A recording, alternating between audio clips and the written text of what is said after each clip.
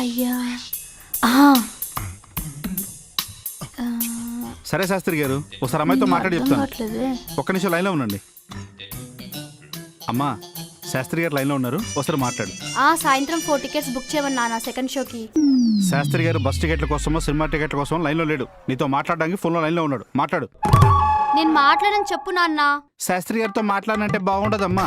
శాస్త్రి గారు వింటున్నారా? ఇటు ఇవ్వు. మాట్లాడు. చెప్పండి శాస్త్రి గారు.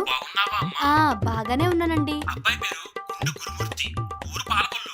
వెరీ డీసెంట్ అబ్బాయి, బీటెక్ కూడా చేశాడు. ఓహో అవునా, అయితే రెజ్యూమే పంపిమనండి. నాకు తెలిసిన ఆఫీస్లో జాబ్ ట్రై చేద్దాం. నేను డీటెయిల్స్ చెప్పింది జాబ్ కోసం కాదమ్మా, నీ పెళ్లి కోసం. మరీ మంచిది. నాకు తెలిసిన అమ్మాయిలు చాలా మంది ఉన్నారు.